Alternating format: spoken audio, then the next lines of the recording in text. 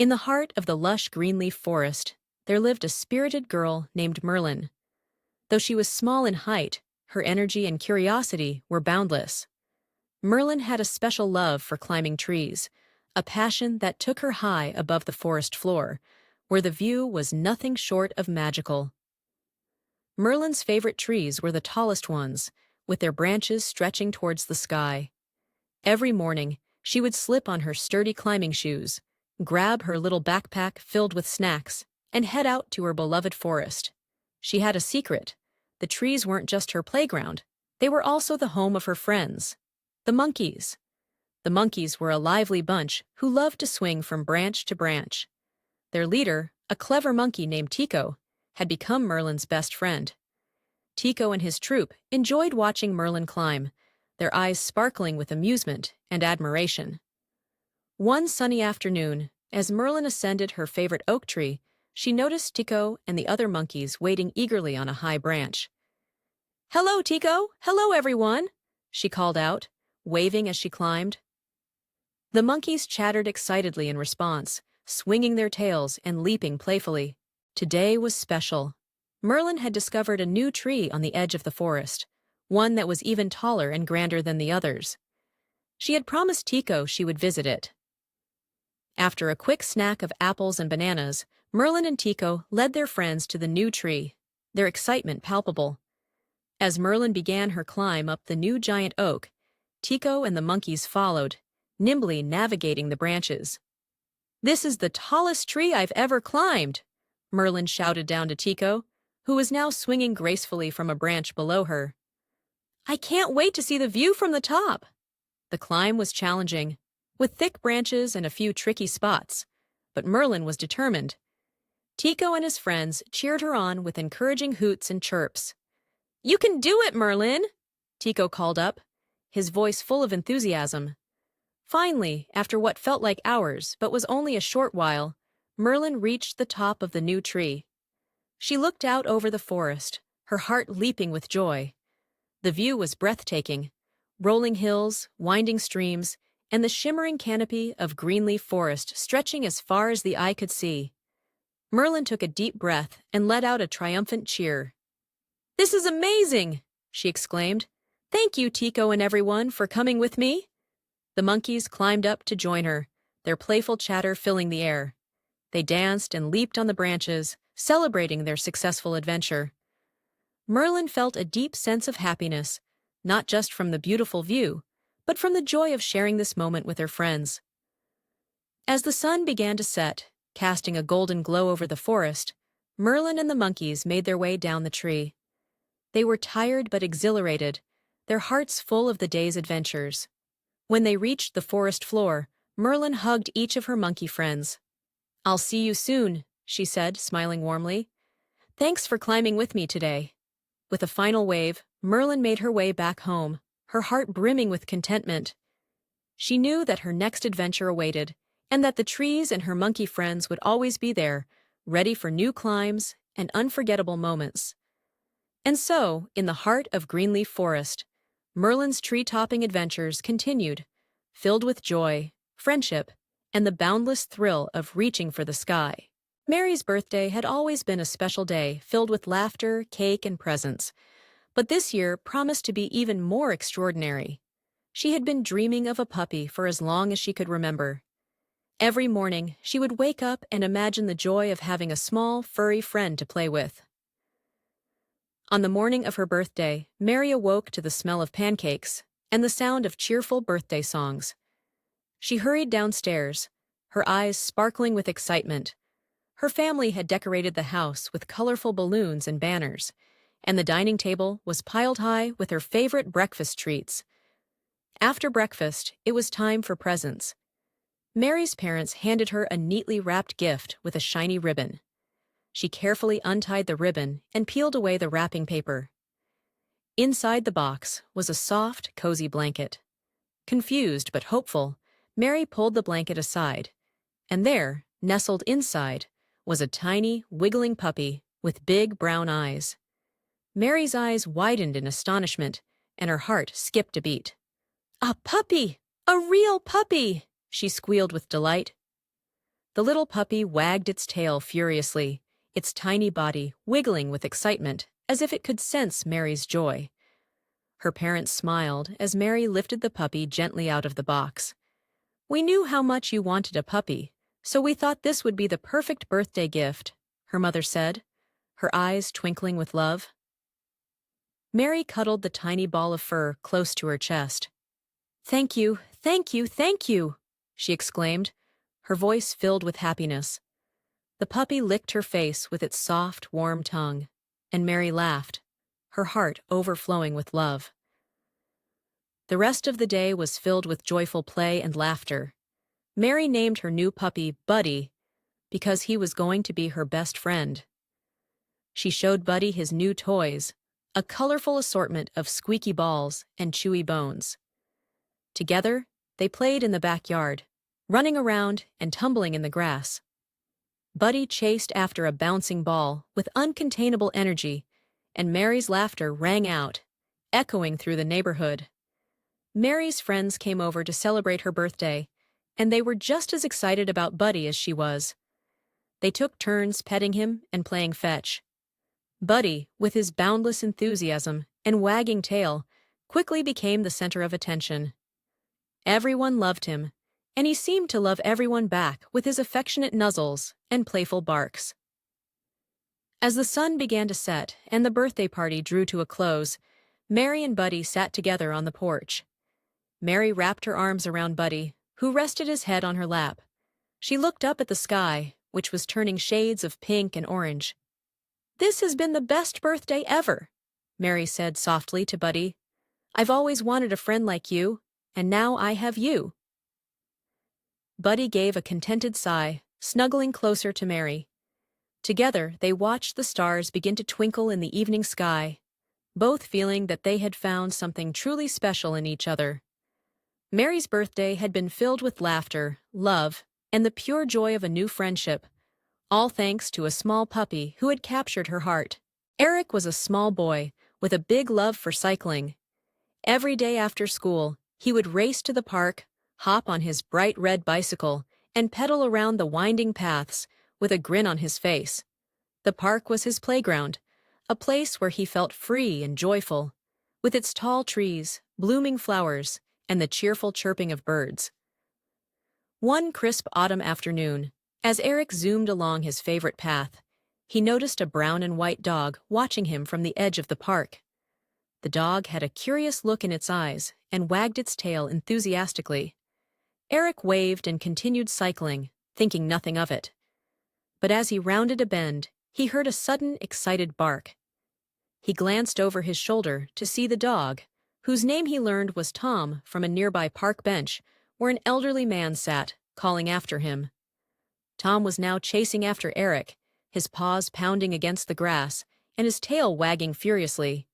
At first, Eric was a little startled. He had never had a dog chase him before. He slowed down slightly, unsure if Tom was just playing or if he was upset. But when Tom leapt onto the path and began to run alongside him, Eric realized the dog was just having fun. "Hey there, Tom!" Eric called out with a laugh. He pedaled faster, and Tom picked up the pace, his tongue lolling out of his mouth in pure delight. It turned into a playful race. Eric weaved through the trees, making sharp turns and daring maneuvers, while Tom kept up with surprising agility. The two raced across the park, their laughter and barking mingling in the crisp air. Eric's heart raced with excitement, and he felt a burst of energy with every pedal stroke. Tom's enthusiasm was infectious, and Eric couldn't help but enjoy the unexpected company. As the sun began to set, casting a warm golden glow over the park, Eric and Tom finally slowed down. They were both breathless but happy. Eric stopped his bicycle and knelt down to pet Tom, who was now sitting beside him, panting but still wagging his tail. "Good job, Tom," Eric said, scratching the dog behind the ears. "You're a great runner." Tom's owner, the elderly man from the park bench, approached with a smile. "Tom's always loved to run. He's been missing someone to race with. I'm glad he found a friend in you." Eric grinned up at the man. "I had so much fun! Maybe we can all come back and race again sometime?" The man nodded, his eyes twinkling with delight. I'm sure Tom would love that. As Eric and Tom said their goodbyes, Eric hopped back on his bike and pedaled home, the day's adventure filling him with joy. From then on, Eric and Tom became the best of friends. Every day after school, they would race through the park together, their laughter and barks blending into a melody of pure happiness. And so, Eric discovered that the thrill of cycling was even greater when shared with a loyal friend. It was a sunny Friday afternoon, and the classroom was buzzing with excitement. Miss Thompson, the teacher, had announced a surprise for the end of the day, a sing-along session. The girls in the class, who had always loved to sing, were thrilled. Emily, Lily, and Mia were best friends who often sang together during recess. Today, they were especially excited. Miss Thompson handed out sheets with the lyrics to a cheerful song they all loved, Sunshine and Smiles. As the clock ticked towards the end of the school day, Miss Thompson clapped her hands to gather everyone's attention. All right, girls, let's get ready for our sing-along. The song we'll sing is called Sunshine and Smiles. The girls cheered and quickly took their places, sitting in a semicircle. Emily, Lily, and Mia eagerly looked at the lyrics. Miss Thompson began playing a lively tune on the piano, and the room filled with the joyful notes. Emily, Lily, and Mia started singing, their voices blending harmoniously. The song went like this. The sun is shining, the sky so blue, a perfect day for me and you. With every step, we feel so free. Let's dance and sing beneath the tree. Sunshine and smiles. It's a happy day. We laugh and we play in a joyful way. Hand in hand, let's skip and twirl. Sunshine and smiles for every boy and girl. The flowers bloom and the birds sing sweet. We're dancing to a happy beat. With friends beside me, I feel so bright.